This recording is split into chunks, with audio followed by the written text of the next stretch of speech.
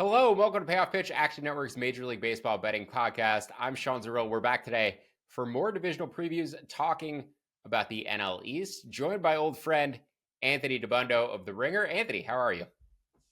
I'm good. Excited to talk about an incredibly exciting division because we've got three of the top 5, you could argue, teams in baseball. Like, how many teams, true talent, do you have rated above all three NL East teams? In the American League, I would put the Yankees, the Orioles ahead of the Phillies, but that's it. And then in the National League, it's just the Dodgers? Dodgers, Mets, and Braves. Well, right. So there are three teams that you have ranked above the third best NL East team. That's pretty exciting. And the fun fact that I found when I was digging up research for this podcast is that the Mets, Braves, and Phillies finished the 2024 season with the highest K per 9, 1, 2, and 3 bullpens in all of baseball. Now, there's some changes with all those units, but it's promising to be. I think we're going to have 390 win teams maybe in this division. It wouldn't surprise me at all, and of course the win totals say that as well. So the best division in baseball, two dregs who have some interesting pieces, and just a lot of fun. And excited to be back on this podcast. It's been a while. The only pushback I'd give on the best division in baseball is the AL East top to bottom. Any of the 5 teams can win. I project them on average, the AL East teams, closer to about 85, 86 wins. The NL East, once you factor in the Marlins and the Nationals, it is closer to a 500 division. But as you said, 3 of the top 7, 8 teams in baseball. As you guys know, if you've been a frequent listener of Payoff Pitch, Anthony is a Phillies fan. So we'll get into some Mets Phillies back and forth on this show. Before we get into this NL East preview, just a little bit of housekeeping to take care of. Keep an eye out for all of our divisional previews, which will be coming out in the coming days and weeks, 1 per day for this week. And then through next Monday and Tuesday, and through next week, we'll have more pods coming out, in addition to our 2025 player props and long shots episodes, which will be coming out in mid-March. And during the season, Payoff Pitch will be here every Monday, Tuesday, and Friday, wherever you get your podcasts. Don't miss any of our MLB coverage, so make sure to subscribe to the MLB, or make sure to subscribe to the podcast wherever you get your podcast. Also, make sure to give us that 5-star rating and review.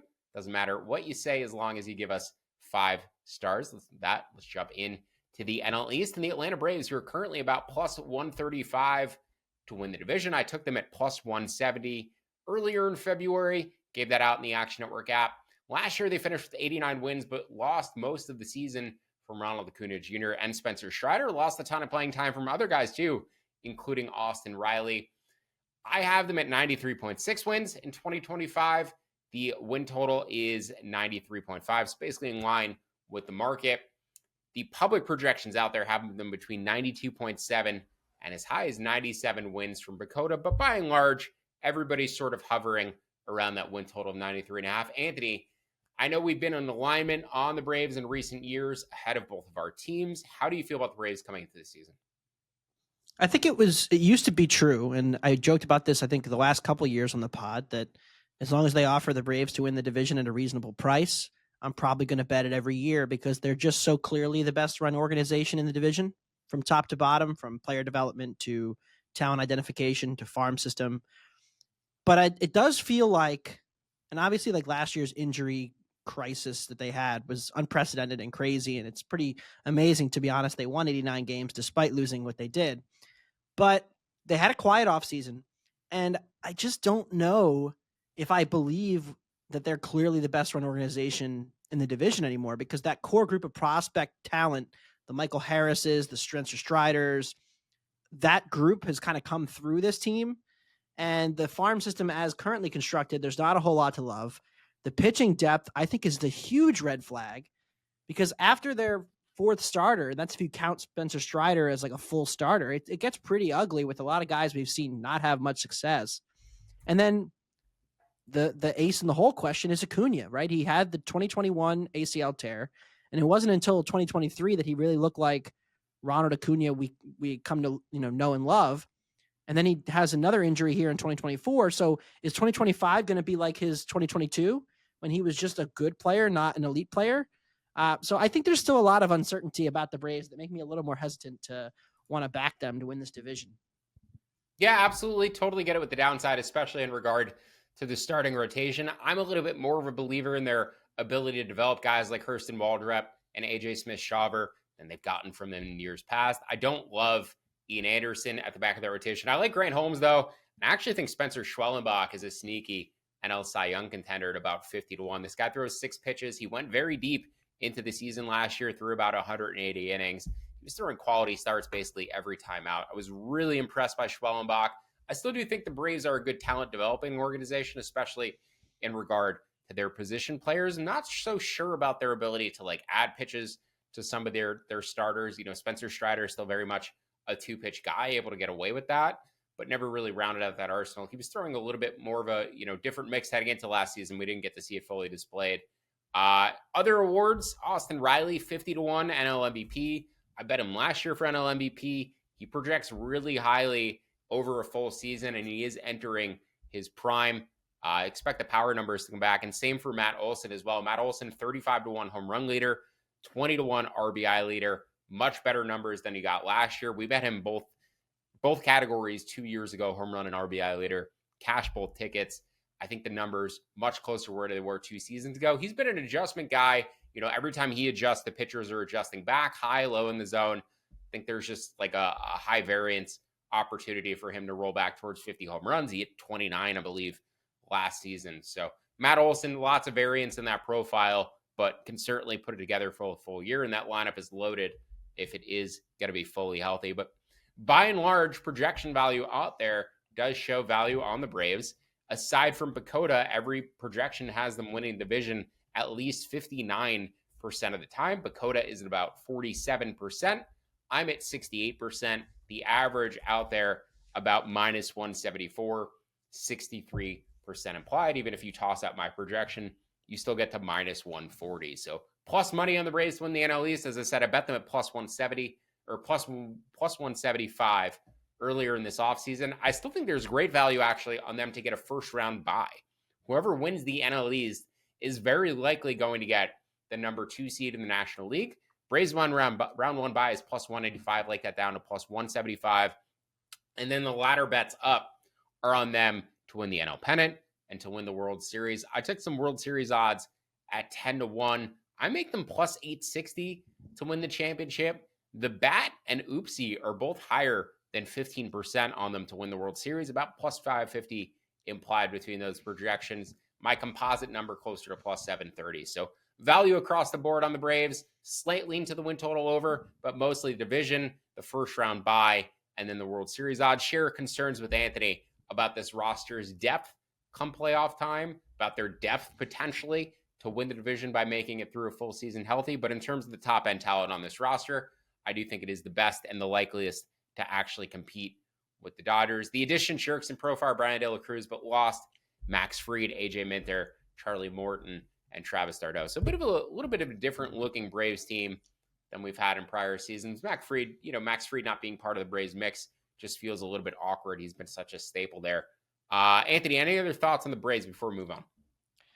You mentioned the buy bet, and I think that is now the best way to attack their division price because, it's easy to say like, oh, they have 2 really tough teams in their division. Those teams are going to quote unquote beat each other up. But really it's like, okay, in order to actually win the division, you need to be really freaking good. And I don't think there's a ceiling on any of those central teams. And we've seen that now the last 3 years since baseball has gone to the expanded playoff format where the top 2 get the bye and then the third division team has to play wild card weekend. 2022, it was St. Louis. The last 2 years, it was Milwaukee. And, it wasn't really that close. I mean, Milwaukee kind of made it interesting for a minute there last year, but for the most part, it was NL West champ, Dodgers or Padres, which we think will be Dodgers again. And then, NL East champ, it was Atlanta, then it was Philly. And in order to win the NL East, I think you kind of have to win 95. And there's almost no way that like Chicago or Milwaukee is winning that many games. Like there's like no world where the winner of this division isn't a 2 seed unless something really crazy happens. So, like a 40-cent difference between their division price and their buy price is probably wrong. I'm curious because I know we've talked about him and I've wanted this to be a thing for a while. I like Mike Harris. I don't want to bet any NL MVP futures, to be honest with you. I kind of feel like in season, if like something's wrong with Ohtani, we can reassess. But preseason, it's like, all right, I'm going up against like the obvious overwhelming front runner, and something's going to have to break for him to not win it.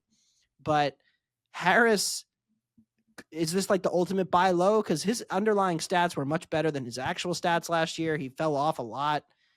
He never really put together a great season, but he's also the kind of guy who has all the tools, right? He's got the power, he's got the speed, he's got the defense. That's the kind of thing you want to look for upside. He's up there 85-1, but again, it's like, do I really want to invest against Ohtani in this market? Not really. Michael Harris reminds me of Kyle Tucker. He's really good at everything. I don't know if he's great enough at anything to win a category or win the MVP. I think he's going to be a consistent at his peak 4, 5, maybe even 6-win player. I don't know if he's ever going to lead the league in hits or lead the league in runs or be an MVP. And that's a little tough. Kyle Tucker kind of falls into that category for me too.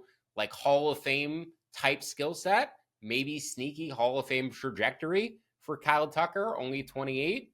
I think Michael Harris could get himself into that range too, where Michael Harris has all these counting stats by age 30. And you're like, is Michael Harris going to be a Hall of Famer in 10 years? But he's never actually won anything of significance or, been a consistent all-star. So Brandon Nimmo is kind of like the lower tier of that, where Brandon Nimmo never gets a single vote. Brandon Nimmo's never received a single vote for any award. I don't think he's ever been an all-star, but he puts up like a 4-win season every year. I think that's like the lower tier of the Michael Harris, Kyle Tucker types, where they're just so well-rounded. It seems like you want to bet them for something, but they're not superlative in any one category. Does that kind of make sense? It does, but he's only 24, right? So like, I don't know that we've seen the best of him. I mean, by WRC plus, his best season was by far his rookie year, 133 that season, and then he was a league average hitter last year. There's a little bit of an issue with like chasing. His OBP last year was 304. He doesn't walk much, but I still think there's another level to Harris. I think that like he's the one guy in the lineup that we haven't already seen the best of. Like I'm confident we've probably seen the best Matt Olson season we're ever going to have. We've probably seen the best Acuna season we're ever going to have. That's Schwellenbach you mentioned on the pitching side, and then and Harris I think are the two X factors, especially if Acuna and Strider maybe aren't the MVP and the Cy Young like they were 2 years ago when Atlanta won 100+ games. So it's gonna be really interesting. I would, if you made me make a bet on this division, I would agree with you on Atlanta to win it. Just again, my tried and true formula. We had a brief interruption last year with all the injuries and the Phillies being really good, but I don't really think that the underlying core of just like them having the best offense, one of the best offenses in history 2 years ago, can be just thrown out because of one down year. Yeah, Acuna over 30-1 to win NL MVP. He's not going to run nearly as much as he did 2 years ago, but he should be ready, as they've said, by opening day. That's a huge number on Ronald Acuna Jr. if he has the potential to pop 50 homers like he did 2 years ago. As you mentioned, Anthony didn't come back, seemed to take an extra year after that initial ACL tear. Maybe he bounces back a little bit quicker from the second one, but they're also not going to push him too aggressively. Any sort of soreness, he's going to get shut down. So Strider in the same range for NL Cy Young. I'd much rather bet Acuna for NL MVP at 30-1 than Strider for NL Cy Young at 30-1. Strider's probably going to get capped at about 120 innings. Let's move on to your Philadelphia Phillies, currently about 2-1 to win the division, plus 195. 195 games last year, Pythagorean expectation of 92 wins, 2025 win total 91.5, identical to the Mets. I'm at 85.9 on this team. Every public projection likes them to go under by at least a win. Davenport is the high man at 91, as low as 85.2 from Pacoda. And on average, in the aggregate, they like this team to go under. Key additions, Max Kepler, Jesus Luzardo, Jordan Romano, and Joe Ross, replacing Jeff Hoffman, Carlos Estevez, and Austin Hayes. So pretty one-to-one replacements there. Anthony, what are your thoughts on your Phillies for 2025? Okay, there's like I need to contact the people who run Pacoda, because I have a bone to pick with them. I want to go back through the history of Pacoda and the Philadelphia Phillies, because they have been down on them every single year, and they have been wrong every single year with my squad, and I'm starting to get annoyed because smart people who I respect, like Sean Zerillo, are coming out here saying, "Oh, Pacoda's got them 85, and my projection has them down there, and they're no good." In 2022, they were projected 86 wins. They went over at 88. In 2023, they were projected 86 wins. They went over to 90. And then Pacoda said, oh, well, this year they're surely aging. 84 wins in 2024 was the projection. They won 95. And now Pacoda has come back once again and said, actually, the Philadelphia Phillies, who have won at least 88 games each of the last 3 years, are only going to win 85 again. I think they have a very high floor. I am happy to debate like the ceiling of this team, because I think if we do like the have we seen the best of from their hitters, it starts to get a little scary. But I think this Phillies pitching staff is so still underrated, and especially this rotation. And I think that's what's going to ultimately carry this team to another 90-win season. Last season, if you just take the Nola, Wheeler, Sanchez, Suarez starts, because keep in mind, there was a lot of really washed Taijuan Walker. And then when he was so bad, he was hurt. And then they had other guys coming in. Like, they took a lot of different ways to kind of get creative with their fifth starter, because they didn't need those games because they were in control in the division. If you just take the first 4 guys, they had a 99 win pace last year. And then they add Luzardo to this. And Luzardo, his fastball is touching 98 in spring, sitting 97. If he's doing that, he's going to be a pretty good starter with like a 3.5 ERA, I think. And then Andrew Painter is like the stopgap that's coming in the summer. So I think that the Phillies rotation is, you know, if not the best in baseball, like you could debate it with Seattle, you could debate it with the Dodgers. I think it's going to be up there again. They were 4th in Sierra last year. And I think that's the big thing, where this offense doesn't need to be top 5. They just need to be top 10 to 12. And I'll feel very good about the Phillies winning 90 games again. Why is Taijuan Walker still on this team? So he's the SP6 right now. So and that doesn't concern you? Well, his velocity is up in spring. I don't know if you've been following. Last year he came into camp throwing 90. This year he's come into camp throwing 94. I think what they're hoping to do is have him have some really good starting outings, like look good in a couple outings, and then hope that, you know, and not that they're rooting for injuries, but like if another team needed a stopgap starter, whether it's like a terrible team or like a mediocre team, and they were like, hey, you know, if you eat half the contract, we'll take Taijuan and we'll give you a prospect or something. I think that's probably where this is heading, because they're not going to really put him in the bullpen, I don't think, because he doesn't really project as a reliever. So I think they're just kind of keeping him around because they want to give him one last shot before they cut him, because it's kind of a sunk cost either way. Yeah, so they signed Joe Ross. They have Andrew Painter, as you mentioned, but that's it for starting pitching depth, in my opinion. And as I mentioned on the NL Central podcast, I really like to see a team have 8 starting pitchers that I feel comfortable with going into a season. I do feel, obviously, the high caliber nature of the guys in their rotation is evident. As you said, I would put them up against almost any rotation in baseball. Give a slight edge probably to the Mariners, maybe a slight edge to the Dodgers, though I don't think the Dodgers' health upside is where the Phillies rotation is from their core 5.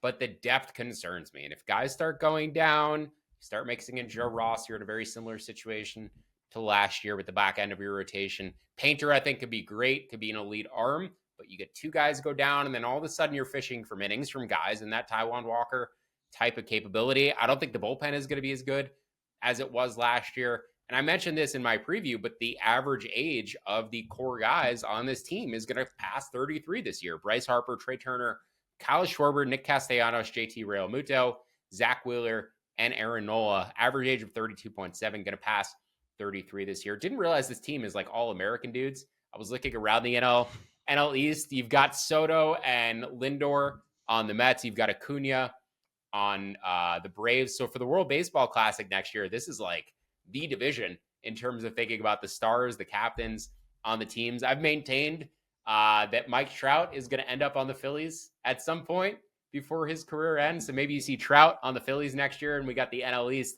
going into 2026 fully loaded with these WBC captains. But yeah, I think there's a path where the Phillies have a bunch of guys who get hurt and they just fall off completely. I agree with you. I think their floor is pretty high. Now, the projections out there say there's value on them to miss the playoffs. I'm not betting into that. Makes the line about 2-1. You can bet as high as plus 250. I'm not betting into that. I just like the under on their win total down to 90. I agree, high floor, but I don't think the ceiling with these 2 very, very good teams in their division. I don't think the ceiling for any of these teams is really higher than 95 wins. And I don't see the team who doesn't win the division probably surpassing 92 wins. So under 91.5 on the Phillies is one of my favorite win total bets. However, there are some player prop bets I like on this team for this season that correlate to them having a good year. The runs leader and RBI leader props for Schwarber and Trey Turner I mentioned last week. I mentioned on other shows, but they flipped lineup spots. Turner's going to hit leadoff. Schwarber's going to hit in the 2-hole ahead of For Bryce now. Harper. I'm sorry, go ahead. For now. We'll see For about now, that. for now. To start the year, we'll see. To start the year. But given, it doesn't if matter they keep to those winning. lineup spots, Turner at 50-1 runs leader, Schwarber 51 RBI leader, those should be a little bit shorter.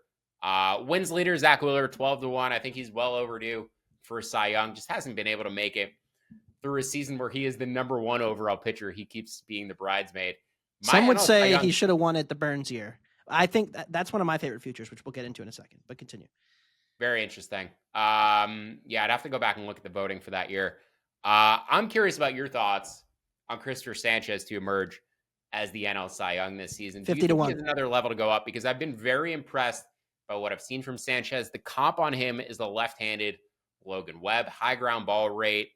I think he's just gotten more efficient over time. I think he could surpass 200 innings this season. And I think there's a chance he could be one of the best starting pitchers in baseball. So thoughts on Chris Sanchez, NL Cy Young, and then other props you like on your Phillies? Yeah, I took a flyer on Sanchez last year at like 100-1, right around May or June.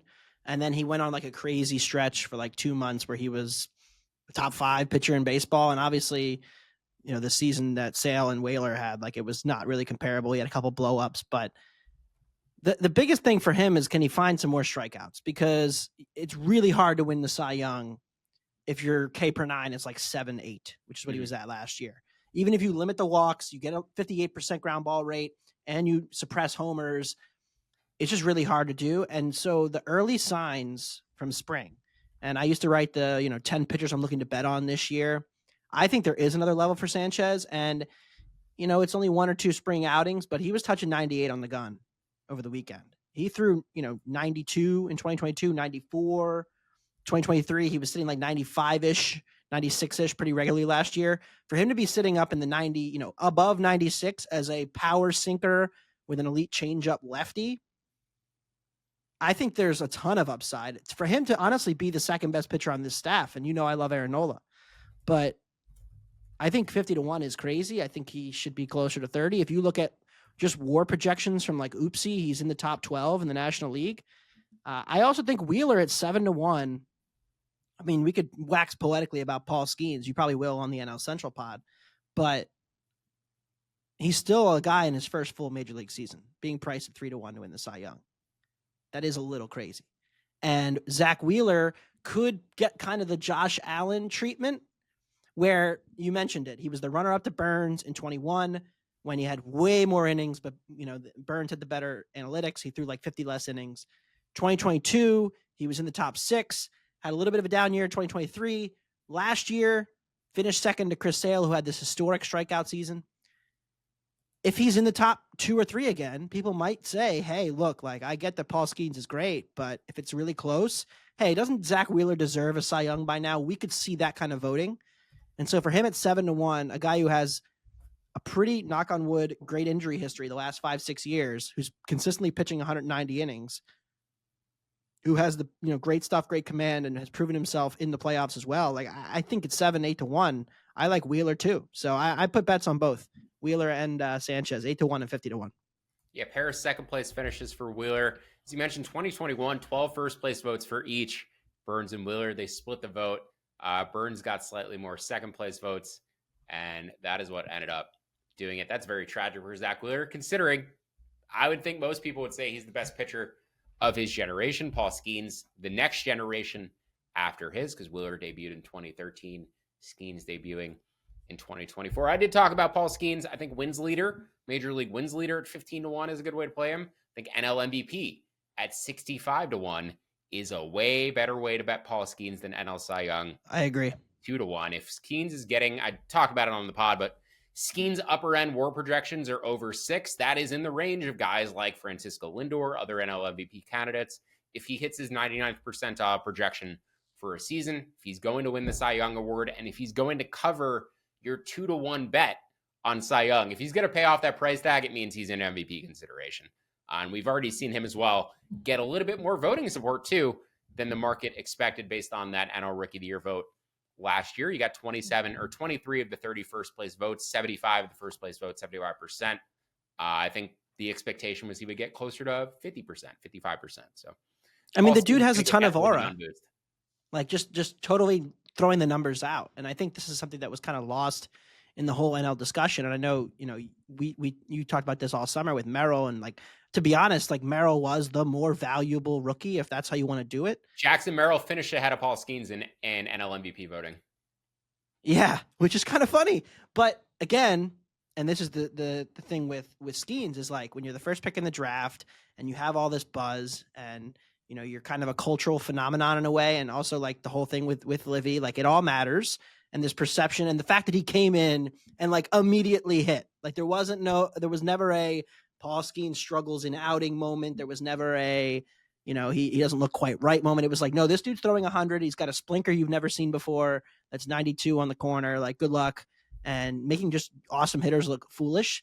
Honestly, I think it kind of, in a way, helps him that he's in Pittsburgh, because if the Pirates are relevant at all, like if he goes out and has a Cy Young caliber season, and I know we're getting a little off topic here, but like has a Cy Young caliber season, and the Pirates win 83 games, I think there's going to be a lot of buzz for it, because they haven't done that in a long time. So I agree. As Michael Calabrese mentioned on our NL Central pod, the Pirates have never won the NL Central since the division has existed, and they've been in it. That is relatively shocking, but I guess in hindsight, with how little money they've spent, maybe it shouldn't be. But no, the reason we talk about Paul Skeens, the reason we talk about Ohtani, even on the NL East pod, is we're going through awards. Those guys are some of the more prohibitive favorites I've ever seen for NL MVP, NL Cy Young MVP in any league. And when I'm projecting these awards out, these stat leader categories out, it basically comes down to, do they get hurt or not? Like, does Skeens get hurt? Does Ohtani get hurt? Because Skeens is far and away the best pitcher. Not far and away the best pitcher, but he is the best pitcher in the National League. He's the best pitcher in baseball. Already projected him as that as of the midpoint of last year. Above Skubal, huh? Above Wheeler? Slightly ahead of Skubal. But, I think Wheeler's like more of a very safe floor guy, where, Wheeler is going to give you 28 to 30 starts guaranteed, 26 starts at a minimum of really good baseball. I think Skeens is just like a slight level above, but the injury risk, the longevity, we don't really know as much of the piece of. So we also saw that velo dip from Skeens last year, and then it came back up again. Maybe there is some arm soreness in there. He's also like doesn't have his arm as fully stretched out as other guys do, because he was hitting in the early part of college, and then he started throwing more innings. So, he's not a guy who's had Tommy John surgery in the past. Maybe it's coming for him at some point. I don't want to wish that upon him, but I'm just saying there's no like built up workload like there is for other pitchers. There's a give and a take with that. He hasn't been pitching his whole life, so there's not as much tax on the arm. But also, the first time he goes for 200 innings, it may put enough stress on his arm to break it. So, yeah, just keep that in mind. Skeens, Ohtani going back to the mound this year, all of it impacts all of these awards markets in the National League. So it's why it's going to come up in other podcasts. Anthony, you're typically a Mets win total automatic under better, or at least you have been in the past. I know they ruined it last year with their dominant second half. Last year, I remember vividly talking on the preseason pod, and I was like, isn't 81 like a bridge too far for this Mets roster? Because they were at 96 or something 2 years ago. They had the collapse in 2023. 101 and then all of a sudden to we're like 75. Yeah, 101 wins, 75 wins, and then 89 last year. And but their preseason win total last year was like 81. And I was like, that's probably low. I don't think they'll make the playoffs, but like that's probably low. Now I think it's probably high again. Yeah, it was 81 and a half, I believe, last year coming into the season. That was after winning 100. Or so, I'm sorry, it had to be higher than, I believe 2 years ago it was 81 and a half, right? And they ended up winning 101 games. We're going to get that pulled up. But yeah, the Mets, the additions this offseason, I mean, more aggressive than any other team, added more wins above replacement to their roster than any other team. And that includes the Dodgers adding Juan Soto, Jose Siri, Clay Holmes, Griffin Canning, Frankie Montas, and AJ Minter, on top of retaining Pete Alonso, Jesse Winker, and Sean Manaea, and Ryan Stanek. They lost Luis Severino, lost Harrison Bader, but this is also the likeliest team to continue to add talent in season. Luis Robert makes perfect sense for them. Center field is the biggest hole on their roster. Have guys like Brandon Sproat, who should come up and contribute to this team. Luis Angel Acuna, maybe Jet Williams, Ryan Clifford. There's a lot of prospects. This is the most excited I've been about the Mets system in a long time. And I think that's the biggest difference between the Mets and the Phillies. The Mets have pieces to go out and add other pieces. They have pieces who are prospects. I know the Phillies have Andrew Painter, but the Mets have Brandon Sproat, and they have other guys too who I think can come up and actually supplement this roster. I make them an 88 win team right now. I think the market has kind of extra additions baked into this team, putting their win total at 90, 91 and a half, putting their divisional odds where they are in some cases shorter than the Phillies. Something I found very interesting though, the public projections actually have the Mets as a likelier playoff team than the Phillies, despite having a lower average win total projection. I find that fascinating because I think we both agree the Phillies probably have a higher floor. I don't think this Mets team is fully built out or optimized yet, but I do really trust the organization. I trust David Stearns. I trust the pitching lab that they've installed. You're going to see a lot more pitchers like Blake Tidwell popping up. We're throwing electric stuff in spring training because they're working on pitch design with them. They're optimizing these arms. Guys who are not going to make it as starters at the MLB level might make it as relievers at the MLB level. Just think back to all the arms the Brewers have produced over the past decade plus. That was all David Stearns and the Brewers pitching lab. I think the Brewers are starting to trend down a little bit because I don't like the arms they have in their bullpen nearly as much this year. I think all the resources Stearns moved out of there, at least the ideas he took with them, are now in Queens. And I do view the Mets probably as the best player development team in the NL East, pulling ahead of the Phillies, given the pitching development they got going on. So I think the Mets down the line could potentially leapfrog the Braves later in the season in terms of true talent, in terms of actually overtaking the division. I am worried about them from my Braves bets perspectives. And the 2-player props I like here are 3-player props. Pete Alonso, home run leader and RBI leader, with Soto in front of him. Boost both categories, but also Alonso, just a very streaky guy. I think could be headed towards a high fly ball cashing in season where he gets to 50 home runs again. It's well within reach. But Soto, home run leader at 33-1, maybe my favorite bet of all the home run leader props. Career high barrel rate last year, clearly getting into his peak power as he enters his mid-20s, even getting towards his late 20s. If you look at the StatCast Park home run expectation last year for Soto, all of the AL East parks, if he played every game in the AL East, would have hit about 45 home runs. If you put him in the NL East, there's several parks where he surpasses 50 home runs. If you put him in Cincinnati, he gets close to 60 home runs. So I think Juan Soto, it's very evident that power is growing in his mid-20s. I think he's going to continue to hit more as he gets older, and I think 50-plus home runs at peak is now well within reach given where he was last year. So, Anthony, a lot of thoughts for me on my Mets. Ultimately, really no bets, though, other than those player props. So, are you targeting anything for this team in 2025? And I guess you'd agree that there's probably like some extra juice baked into their odds based on the expectation that they'll add more in the future. Yeah, I certainly think so. I mean, the Soto thing I'll start with and then I'll kind of work backwards. You mentioned the barrel rate. I think this was always something that was coming. And we looked at Soto's pitch recognition, his hard hit rates, but his ground ball rates were always a little high. And it's easy to forget that, you know, while he was a superstar MVP candidate type player, he still wasn't near his peak as a hitter. And I think you make the point, and then this is something that would scare me as somebody who's going to bet the Mets win total under, and I'm still going to do it, is that, like, what if he finally got tapped into the power that we saw where he's able to lift the ball more consistently? Because there was a book on Soto, absolutely, that if you pitch him down in the zone, he has a very flat swing, like he will roll over balls, and a lot of his periods of struggle have come from just weak groundouts to second base, and just kind of being a good doubles hitter, not really tapping into that elite power. Career high barrels, career high barrel rate, all really exciting stuff for him. However, I understand why you love the Mets, and I think if you buy into the Stern stuff and what they did with guys like Sean Manaea and Luis Severino last season, it makes total sense to like the Mets here. They have a lot of like back end starter maybes in this rotation, but this is still a rotation that I think is a long way away from anything consistent, right? Sean Manaea already has an injury. Frankie Montas is already hurt, going to miss opening day.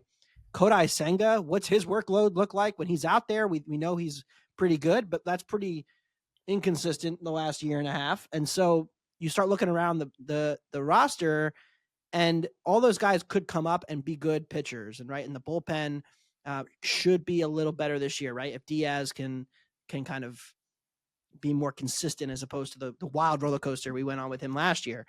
But I still think that there's all kinds of questions about their pitching. That they finished last season 14th in xWOBA pitching wise. Like, it's not like this was a great team last year. I think there's so many parallels to maybe the 2022 Phillies, where they weren't all that good all year. They got into the playoffs. They looked great when everybody was watching.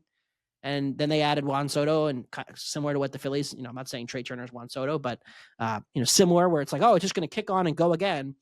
And all of a sudden we got like halfway through 2023 and it was like, oh shit, like the Phillies pitching beyond Wheeler and Nola kind of sucks right now. And they're kind of struggling a bit. They ended up getting to the playoffs and being competitive, but it wasn't an easy road. And so many times we've seen this exact scenario play out for teams that I think 91.5 is just a little bit high. I agree. 91.5, certainly high for me. Again, I'm at 88 wins. The projection market, the composite average, I want to pull it up. It is at, it's also at 88. We're dead on the money there. So my projection, the average public projection, both at exactly 88 wins. 91.5 would bet the under. 90 less interested. You mentioned a few concerns about the rotation. Clay Holmes also a converted reliever, extending his right. workload, adding a lot of buzz about him. I'm seeing 90.5 now. Yeah, I think so. The Phillies got bet down at FanDuel. I'm looking at it right now. So if they get to 89.5, I'd bet they're over. And the Mets at 90.5 minus 106, I'd bet the under. Or I already have bet 91, but I like 90.5 under too. Let's move on to the Washington Nationals, who overachieved last year. Pretty exciting young roster, guys like James Wood, Dylan Cruz, but the pitching staff really gives you a lot of pause. Now, they did try to overhaul the bullpen. 6 new names in that bullpen this year. Rule 5 pick, guy who came over from Japan. But I like Jorge Lopez, who got kicked off the Mets for throwing a ball in the crowd and then having a miscommunication with the reporters. Lucas Sims, not a bad pitcher either. So, hopefully they can improve the bullpen. The starting rotation, though, looks like it's still going to be a little bit rough. But, there's some names in there, too, who I don't mind. Mackenzie Gore having a little bit of a breakout last year. DJ Hers, I think a name to keep an eye on as well. Kate Cavalli, I think is going to give them some decent rookie innings. So I bet the over initially on the Nationals. I don't like it where it is now. I bet over 69.5. I make it 74. The public projection market has a decent range on this team between 67 and 75. Basically, they just added pieces, though. They didn't lose anything significant relative to offseason. Brought in Nathaniel Lowe, brought back Josh Bell. So, Anthony, a little bit deeper of a team. They solidified some holes, but still not particularly exciting. Don't view them as a wild card threat for this season. Any leans or bets on the Nationals for you? I think I'm kind of in relative to the price, obviously, on them winning like 75 games. The pitching staff wasn't good last year either. The starting rotation stunk. And I remember a couple of years ago, like the Nationals bullpen was sneaky average. And I think this group, if you just look at like the stuff profiles and some of their relievers, they have the ability to be average. You throw an average bullpen with like a budding lineup and no pitching and starting pitching, and they can win 75. They're kind of Reds from 2 years ago a little bit. Obviously the division's tougher, but they have all these young guys coming through, and they did supplement them with some high floor, low ceiling vets. And there's no more Patrick Corbin. I mean, let's be honest. We talk about their rotation. They gave like 50, 60 starts to Patrick Corbin at a 5.5 ERA. You could probably pull a lot of guys off the street that would, walk into this team, like a full season of Mitchell Parker. Like Trevor Williams will probably be better than that. If he's, getting starts, like he had 13 starts last year. Jake Irvin. Again, it's a lot of the same rotation coming back this season. And then you mentioned some of the young guys, and we had hopes for Josiah Gray, never really came to fruition. And, if you talk about bad pitching development, like the Nationals should probably be in the limelight for that. But again, bullpen has good stuff. Lineup has good juice with their bats. There's a lot of really interesting young players. And I remember we did Nationals discussion. I don't know if it was last year or 2 years ago. I think it might have been 2 under last year. Yeah. And I think I bet they're under 2 years ago, and I think we lost both. But I remember coming on and being like, oh, like this lineup, there's no players projected to be above average by the bat. I'm looking at the Bat X right now. They got, 3 above average hitters plus Josh Bell, CJ Abrams, Dylan Cruz, basically exactly average. Like that's a much more interesting lineup profile than what they had even a year or two ago. And so if the projections, they won 71 last year, right? They're going to be right around, I think, a few wins better. Again, the upside is just not really there because of how bad the pitching is. Like there's not one pitcher on this team besides Gore I'm excited to watch this year. But I think it really all comes down to the bullpen being just okay and keeping them in enough games to slug their way to 75 wins. If you're interested in laying significant juice on the Nationals to miss the playoffs, I am the highest in the market on the Nationals to make the playoffs. I'm at 4.8%.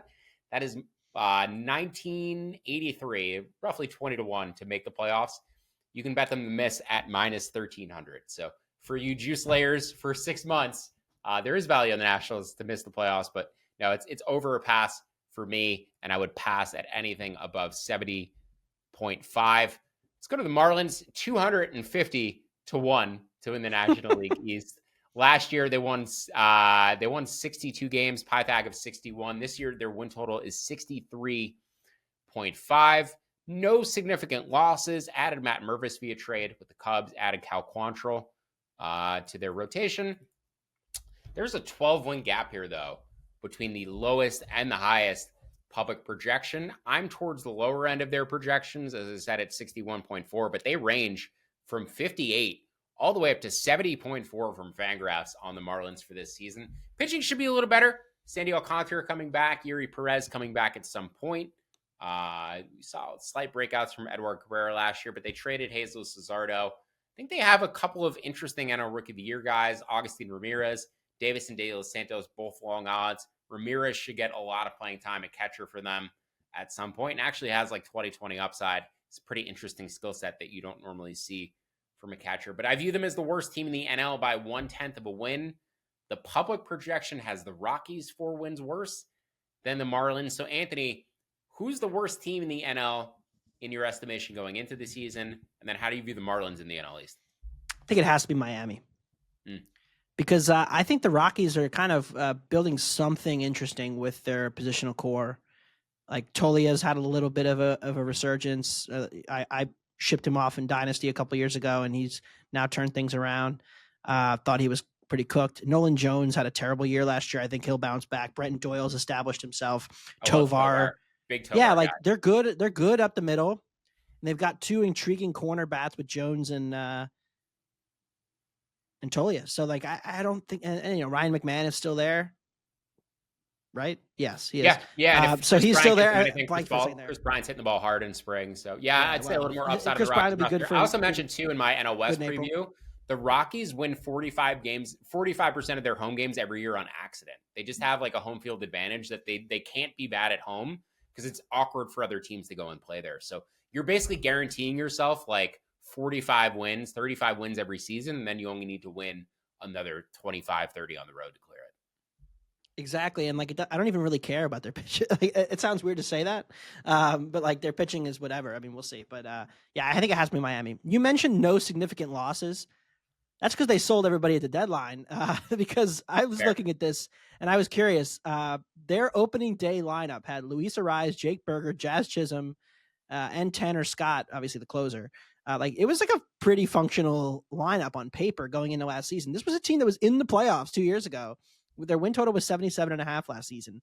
And now I think we've like fully bottomed out. But what I thought was interesting is that I pulled up the post-deadline offense because I was like, how did this team win any games with the collection of players that they had toward the end of last season? And as it turns out, like they actually didn't have they had multiple above average hitters in the second half. Now the question is, I want to play a game. Do you believe it or not? And I'm going to basically say like, all right, second half of the season, I'm going to read you the WRC plus of all their, hitters. And you tell me, like, do you believe it as real or not real? And I'm not saying like they have to do exactly that next season. I'm just talking about, like, do you think this guy is an everyday major league player who's like league average? Because last season, Jonah Bride had a 133 WRC plus and 244 at bats. You believe that? No, he projects as like a league average hitter. Right, but league average. Xavier Edwards, 125 WRC plus after the break. Fast, but projects as at best a league average hitter. Connor Norby, 108. Actually, I think I like Connor Norby the most of all the bats on this team. So he's the one, regardless of what it is, I'll say I believe in it because I like Connor Norby. Jesus Sanchez, 107 WRC plus after the break. I'll buy that for Jesus Sanchez. Sure, he's probably their best hitter. And then Otto Lopez was a 103 WRC plus. That's the thing. Like, how did that happen? How did the Marlins not lose more games last year after the trade deadline? It's kind of a miracle. And a little bit of I don't speed. know what to do. Otto and Xavier run a little bit, so they're going to be very speed reliant in terms of scoring runs. And like, if they're not going to, there's no power on that roster at all. Yeah, well, except for Jesus Sanchez apparently, but he's striking out 30% of the time. Anyway, the reason I asked that is that this season I pulled up Bad X Miami Marlins. How many above average hitters do you think they have by WRC plus in the projections this year? 2. It's 1.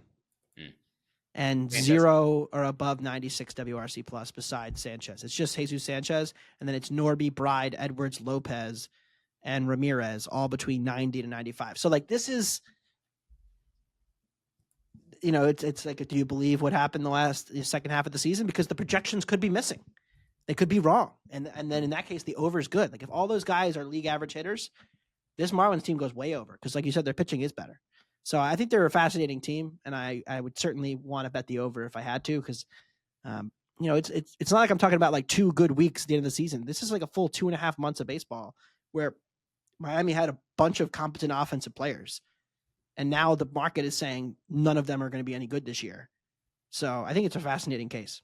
Absolutely, yeah. Max Meyer, I forgot to mention for the rotation as well, another high upside arm. So pretty nice rotation potentially on paper once Yuri Perez comes back. If all those other guys stay healthy, Sandy, Ryan Weathers did some nice things last year. Edward Bullpen's Cabrera, not Max bad. Meyer. Sorry, go ahead. Bullpen's not bad either. That's the question mark I have for this team is how good can the bullpen be? I've always liked Anthony Bender. Nardi's was pretty good last year. It's the rest of the guys, I'm not really sure what to make of them. If it's a league average bullpen, I think they go over. If it's about below, I think that's like where the determination is the bullpen above or below average or league average. If it's below average, I'd take the under. If it's average, I'd go over. When you're trying to think about, because I always like to think about this context, because if you can go early and identify a team whose bullpen is going to be just not major league level, you can make a lot of money betting against that team, especially early in the season. And the last 2 years, like the A's from 2 years ago, before Mason Miller had his breakout, and the White Sox last year, if you were early to like, they just don't have anybody who can get anybody out once the starter departs the game. Not even talking like live betting, sure, but like game to game, the market's going to take some time to catch up. And I'm trying to figure out like, and this isn't really NL East because I don't think it's any of these teams. Who is this year's? I'm not saying there's going to be a White Sox again this year or an A's, but like, who is the team that's most likely you look up and you're like, wait, these guys can't get anybody out anymore, and we should try to make money betting against them. Can I throw out a sneaky candidate for this? The Houston Astros. Whoa, the bullpen. I don't like it after Josh Hader, and even Josh Hader is a little bit enigmatic. Well, what about Abreu? He's still there. It thins out quickly though, and there's no lefties. They Brian King and Hader. I think the Astros collapse is coming at some point soon. I know we're getting off topic here with the NL East, but I would look at, even Toronto was awful last year. They added Jeff Hoffman from the Phillies, but kind of Hoffman's tough though. Like, he failed 2 medicals with the Braves and the Orioles. I don't know. Yeah. So, and I don't really like the rest of the pieces there. So, I have the over on the Jays. Like, I still hate that bullpen. That's a good point. Coming into the season, there's always like a team who's a 500 level team on paper or above, and you're like, but that bullpen could be absolutely terrible. The Cardinals are kind of the opposite of that, where the Cardinals are like a 77 win team, but I'm like, that bullpen could be elite again, and that may carry them to a 500 season. So, yeah, bullpens. I think bullpen variance. It's the least sticky thing year to year in terms of skill sets because bullpens don't throw that many innings. teams like the Guardians or the Brewers, or their bullpens do throw a ton of innings, I'm lower on those teams this year because one, their bullpens probably won't be as good, but two, there could also just be regression due to the fact that they threw so many innings and those guys are worn down. So in terms of like AL or NL East bullpens, I should have mentioned that with the Braves. I love the Braves bullpen. And, that's kind of the supplement to their lack of starting pitching depth or their shallower starting pitching. I think the Braves bullpen should continue to be elite. And I like it the most of the bullpens in this division. Do you agree with that? Do you prefer the Phillies bullpen? Where are you at on the Braves bullpen? I still like Atlanta, I think. What's the Jimenez situation? Because isn't he hurt? Is he going to miss time? Joe? Yeah. Yeah, no, he's on the IL. He had knee surgery last October, so I don't know if he's coming back. He's the big piece for me, I think. Because, like, you start to look down the list and you're like, all right, I think a lot of these guys are interesting, right? Like Pierce Johnson has really good stuff. And, Diekman and Bummer have proven themselves as good kind of like lefty guys. Daysbel Hernandez is maybe the breakout guy, but you never know where the pitches are going. They don't have a ton of like proven high high stuff guys anymore after Rizal. So I think there is some bit of a like, who's the right-handed setup guy you trust when Jimenez is out? Is it Pierce? Yeah, Pierce Johnson. Yeah. I mean, again, I do think they're the deepest bullpen by far of the three. But yeah, they have guys like Smith Shawver, who I still think could be a reliever if he's not a starter. Like there's options there. Joe Jimenez is probably going to miss the entire 2025 season, still recovering from off-season knee surgery. So that's definitely a big loss. Yeah, absolutely. I think that's why they went out and added like Profar. They just tried to upgrade the team wherever they could. But yeah, Braves likely to add pieces in season 2. They're not a team who usually sits on their hands when they have potential additions to make. Anthony, before we get out of here, just want to recap some of our best bets.